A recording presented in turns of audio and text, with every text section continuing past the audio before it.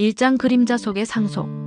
장우현 회장의 장례식이 끝나자마자 변호사 사무실로 향하는 검은 벤츠 행렬이 서울 시내를 가로질렀다. 장씨 가문의 삼형제는 각자 다른 표정으로 차 안에서 침묵을 지켰다. 첫째 장도진은 턱을 괴며 창밖을 바라보고 있었고, 둘째 장도원은 스마트폰으로 주식 시세를 확인하느라 바빴다. 그리고 막내 장도연은 뒷좌석 구석에 웅크리고 앉아 손톱을 물어뜯고 있었다. 자, 그럼 고인의 유언에 따라 유산 분배를 시작하겠습니다. 변호사의 차분한 목소리가 사무실을 채웠다. 유언장이 펼쳐지자 형들의 눈빛이 번뜩였다. 예상대로 도진에게는 본사 건물과 강남의 대형 상가가, 도원에게는 여의도 오피스텔과 경기도 일대의 토지가 돌아갔다. 그들의 얼굴에는 만족스러운 미소가 번졌다. 그리고 막내 장도연 씨에게는 변호사가 잠시 망설였다. 부산 영도구에 위치한 등대 한 동을 상속합니다. 순간 정적이 흘렀다. 도진이 먼저 웃음을 터뜨렸다. 등대라고요? 하, 아버지도 참 유머가 있으셨네. 도연이한테 딱 어울리는군. 도원도 고개를 저으며 혀를 찼다. 그깟 낡은 등대가 뭐 얼마나 되겠어. 관리비만 나갈 텐데. 도연은 아무 말도 할 수 없었다. 수십억 원어치의 건물들과 땅들 사이에서 혼자만 등대 하나를 받았다는 사실이 현실로 받아들여지지 않았다. 변호사가 등대 열쇠와 등기부등본을 건네주자 도연의 손은 미세하게 떨렸다. 뭐 등대직이나 하면서 조용히 살아. 내 주제에는 그게 맞을 거야. 도진의 차가운 말이 마지막 일격이었다. 도연은 서류를 움켜쥐고 사무실을 빠져나왔다. 그날 밤 도연은 원룸 안에서 등대 사진을 바라보며 생각에 잠겼다. 바다 끝에 홀로 서 있는 하얀 탑. 마치 자신의 처지와 닮아 있는 것 같았다. 아버지는 왜 자신에게만 이런 선물을 남긴 것일까? 무시와 조롱 속에서도 도연의 마음 한편에는 묘한 호기심이 자라나고 있었다. 이장 등대의 비밀 부산행 KTX에서 내린 도연은 무거운 발걸음으로 영도구로 향했다. 바다 냄새가 코끝을 스쳤고 갈매기들의 울음소리가 귀를 채웠다. 등대로 가는 길은 생각보다 험했다. 비탈진 언덕길을 한참 올라가니 드디어 그것이 보였다. 하얀 원통형의 등대가 푸른 바다를 배경으로 우뚝 서 있었다. 페인트가 곳곳에 벗겨지고 녹이 슬어 있었지만 여전히 위험 있는 모습이었다. 도연은 떨리는 손으로 열쇠를 꺼내 문을 열었다. 등대 내부는 예상과 달랐다. 1층에는 간단한 거실과 주방이, 나선형 계단을 따라 올라가니 침실과 서재가 있었다. 그리고 최상층에는 거대한 렌즈와 조명 장치들이 자리하고 있었다. 먼지가 수북이 쌓여 있었지만 누군가 이곳에서 오랫동안 거주했음을 알 수 있었다. 도연은 청소를 시작했다. 걸레질을 하고 먼지를 털어내며 하루 종일 바쁘게 움직였다. 해가 지고 나서야 겨우 1층 정리가 끝났다. 지친 몸을 이끌고 서재로 올라간 도연은 벽면을 가득 채운 오래된 책들을 바라봤다. 아버지가 이런 책들을 읽으셨구나.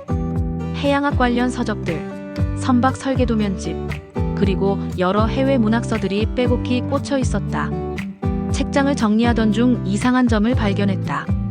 한쪽 벽면의 나무 판자가 다른 곳보다 새 것 같았다. 도연은 판자를 두드려 봤다. 툭툭 공허한 소리가 났다. 심장이 뛰기 시작했다. 도연은 연장함에서 망치를 꺼내 조심스럽게 판자를 뜯어냈다. 그 안에는 검은 철제 상자가 숨겨져 있었다. 상자에는 낡은 자물쇠가 걸려 있었지만 오래된 탓인지 쉽게 부서졌다. 상자를 열자 도연의 눈이 커졌다. 안에는 여러 문서들이 정리되어 있었다. 가장 위에는 세월호 참사 관련 기록이라는 제목의 파일이 있었고, 그 아래로는 아버지의 손글씨로 빼곡히 적힌 낡은 수첩, 그리고 동해 해양개발권 계약서라고 적힌 공식 문서들이 들어있었다. 손이 떨렸다. 도연은 아버지의 수첩을 펼쳤다. 첫 페이지에는 이런 글이 적혀 있었다. 나는 돌이킬 수 없는 일을 저질렀다. 수많은 목숨이 바다에 잠겼고 그 무게가 나를 짓누르고 있다. 이 죄책감으로 이룬 성공이 과연 의미가 있는가? 다음 페이지에는 더 충격적인 내용이 있었다. 도연아, 언젠가 내가 이것을 읽게 될 날이 올 것이다. 이 진실을 감당할 자는 너뿐이다. 형들은 탐욕에 눈이 멀었고 나는 이미 죄인이다. 하지만 너라면 올바른 길을 찾을 수 있을 것이다. 도연은 수첩을 품에 안고 바다를 바라봤다. 등대 불빛이 어둠을 가르며 먼 바다를 비추고 있었다. 아버지가 남긴 메시지의 무게가 그의 어깨를 짓눌렀다. 3장 과거의 침몰. 밤새 아버지의 수첩을 읽어내려간 도연은 충격에서 헤어나올 수 없었다. 수첩에는 20여 년 전 일어난 대형 여객선 희망호 침몰 사건의 진실이 적혀 있었다. 당시 언론에서는 기상악화로 인한 불가피한 사고라고 보도했지만 실제로는 전혀 다른 이야기였다. 도연은 떨리는 손으로 사고 관련 기록들을 펼쳤다. 선박 설계도면, 안전검사 보고서, 그리고 여러 통신 기록들이 시간순으로 정리되어 있었다. 아버지의 메모가 문서들 사이사이에 빼곡히 적혀 있었다. 희망호의 구조적 결함을 알고 있었다. 하지만 공사비 절약을 위해 침묵했다. 314명의 승객과 승무원. 그들의 목숨을 돈과 바꾼 것이다. 도연의 손이 멈췄다. 314명. 그 숫자가 가슴에 박혔다. 계속 읽어내려가자 더욱 참혹한 진실이 드러났다. 아버지 장우현은 당시 희망호를 건조한 조선회사의 대주주였고 안전검사를 담당한 해양청 고위직과 유착관계에 있었다. 사고 이후 모든 것을 덮었다. 유가족들에게는 합의금을, 관련자들에게는 입마금 돈을 주었다. 그 돈으로 지금의 재벌이 되었다. 피 묻은 돈으로 세운 제국. 수첩의 마지막 부분에는 더욱 놀라운 내용이 있었다. 희망호가 침몰한 바다 아래에는 엄청난 양의 희토류 광물이 매장되어 있다는 것이었다. 그리고 그 채굴권을 확보하기 위해 아버지가 등대를 매입했다는 사실도 기록되어 있었다. 도연은 해양개발권 계약서를 자세히 살펴봤다. 복잡한 법률 용어들 사이에서 핵심을 파악할 수 있었다. 등대를 소유한 자가 주변 해역의 개발권을 독점할 수 있다는 조항이 명시되어 있었다. 그 해역에서 나올 수 있는 광물의 가치는 수조 원에 달했다. 그래서 나에게 이 등대를. 도연은 이제 이해했다. 아버지가 왜 자신에게만 등대를 물려준 것인지. 형들에게는 당장 현금화할 수 있는 부동산을 주고 자신에게는 죄책감과 함께 진짜 보물을 맡긴 것이었다. 수첩 마지막 페이지에는 아버지의 마지막 당부가 적혀 있었다. 도연아, 이 등대는 단순한 건물이 아니다. 314개의 영혼이 잠든 바다를 지키는 파수꾼이다. 그리고 우리 가문의 원죄를 씻을 수 있는 유일한 열쇠이기도 하다. 돈이 아닌 진실을 택하는 것. 그것이 내가 너에게 바라는 상속이다. 새벽 바다가 붉게 물들기 시작했다. 도연은 등대 꼭대기에서 수평선을 바라보며 깊은 생각에 잠겼다. 지금까지 자신이 알고 있던 가족의 모든 것이 거짓이었다. 화려한 성공 뒤에 숨겨진 끔찍한 진실. 그리고 이제 그 무게가 자신의 어깨에 올라와 있었다. 바람이 불어와 수첩의 페이지를 넘겼다. 그 순간 도연은 결심했다. 이 진실을 세상에 알리고 아버지가 지지 못한 죄를 자신이라도 갚아야 한다고. 사장 탐욕의 파도. 도연이 등대에서 3일째 머물고 있을 때 예상치 못한 방문자들이 찾아왔다. 첫째 형 도진이 검은 세단을 타고 나타난 것이다. 뒤따라 둘째 도원도 도착했다. 평소라면 이곳까지 오지 않았을 형들의 등장에 도연은 불안해했다. 야, 도연아. 형들이 왔는데 인사도 안 하냐? 도진의 목소리에는 평소와 다른 날카로움이 있었다. 도원도 등대 주변을 둘러보며 의미심장한 눈빛을 보냈다. 형들이 왜 여기까지? 우리가 못 올 이유라도 있나? 막내가 물려받은 게 뭔지 확인해 보러 온 거야. 도진이 등대 안으로 들어서며 주위를 살폈다. 도연은 서둘러 아버지의 수첩과 서류들을 침실 깊숙한 곳에 숨겼다. 하지만 형들의 시선은 이미 모든 것을 의심하고 있었다. 이상하네. 겉보기엔 그냥 낡은 등대인데 왜 아버지가 이걸 너한테만 줬을까? 도원이 벽을 두드리며 중얼거렸다. 그 순간 도연의 심장이 덜컥 내려앉았다. 혹시 숨겨진 상자가 있던 흔적을 발견한 건 아닐까? 혹시 여기서 뭔가 특별한 걸 찾았나? 도진의 추궁이 시작됐다. 도연은 애써 태연한 척했지만 형들의 예리한 시선을 피할 수 없었다. 그때 등대 앞에 또 다른 차량이 도착했다. 정장을 입은 중년 남성 2명이 내렸다. 명함을 건네며 자신들을 소개했다. 안녕하세요. 저희는 대양개발 김 부장입니다. 이쪽은 해양자원공사 박 과장이고요. 저희가 이 등대 매입에 관심이 있어서 찾아왔습니다. 좋은 조건으로 거래하고 싶은데요. 도연은 당황했다. 자신이 등대를 상속받은 지 며칠 되지도 않았는데 벌써 매입 제의가 들어온다는 것이 이상했다. 더욱 놀라운 것은 형들의 반응이었다. 오, 그래요? 얼마 정도를 생각하고 계시는지. 도원이 갑자기 관심을 보이기 시작했다. 도진도 마찬가지였다. 잠깐 형들. 이건 제가 상속받은 거예요. 형들이 왜? 야, 도연아. 가족끼리 뭘 그렇게 따지냐? 좋은 거래라면 우리도 도와줄 수 있잖아. 하지만 도연은 알고 있었다.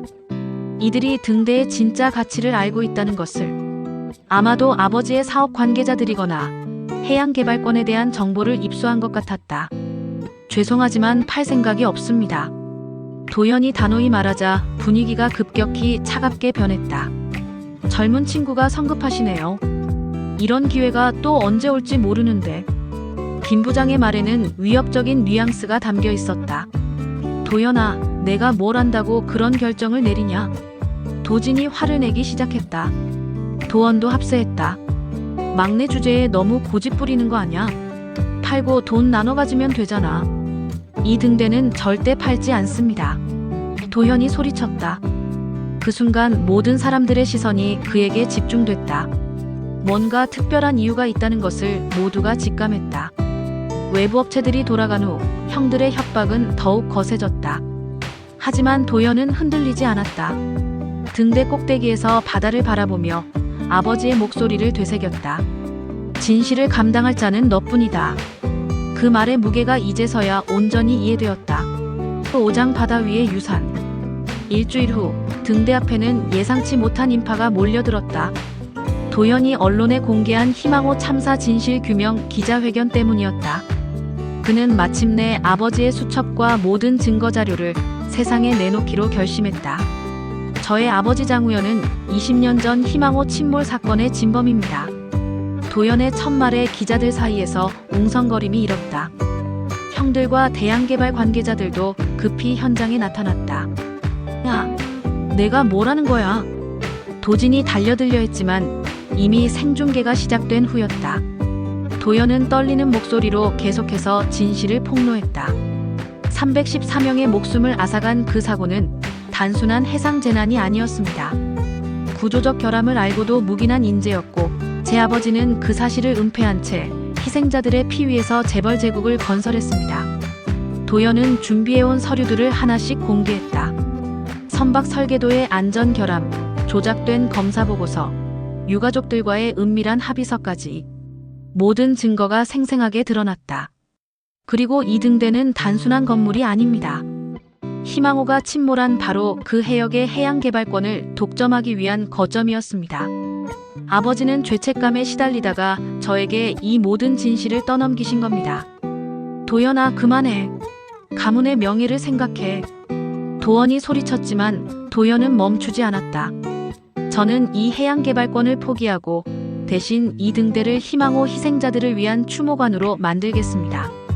그리고 아버지 회사의 모든 재산으로 피해자 가족들에게 진정한 사과와 배상을 하겠습니다. 기자회견이 끝난 후 대혼란이 일어났다. 형들은 격분했고 대양개발 측은 당황했다. 하지만 도연의 마음은 오히려 평온했다. 그날 밤 홀로 등대에 남은 도연에게 예상치 못한 방문자가 찾아왔다. 희망호 유가족회 회장이었다. 고맙습니다. 20년 동안 기다려온 진실이었습니다. 눈물을 흘리는 할머니를 보며 도연도 울었다. 아버지가 평생 짊어지고 있던 죄책감이 무엇인지 이제야 완전히 이해할 수 있었다. 할머님, 늦었지만 정말 죄송합니다. 아니에요. 당신이 용기를 내주셔서 우리 아이들이 이제야 편히 쉴 수 있게 됐어요. 다음 날부터 도연의 일상이 완전히 바뀌었다. 형들은 연락을 끊었고 재벌가의 막내라는 지위도 사라졌다. 하지만 그는 후회하지 않았다. 몇 달 후 등대는 희망호 추모관으로 새롭게 단장되었다. 314개의 작은 등불이 희생자들의 이름과 함께 켜졌다. 도연은 추모관 관리인이 되어 매일 이곳을 지켰다. 어느 저녁 추모관을 찾은 젊은 부부가 도연에게 말했다. 저희 할아버지도 희망호 승객이셨어요. 20년 동안 진실을 알고 싶어 하셨는데 돌아가시기 전에 알게 되어서 정말 감사했다고 전해달라고 하셨어요. 도연은 등대 꼭대기에서 바다를 바라보며 생각했다. 아버지가 진정으로 물려주고 싶었던 것은 돈이 아니었다. 바로 진실과 책임이었다. 그리고 그 무게를 감당할 수 있는 용기였다. 등대 불빛이 어둠을 가르며 바다를 비췄다. 이제 그 빛은 단순히 배들의 길을 인도하는 것이 아니었다. 희생자들을 기리고 진실을 지키며 새로운 시작을 알리는 희망의 등불이 되었다. 도연은 가족의 그림자에서 벗어나 진짜 자신만의 길을 걷기 시작했다.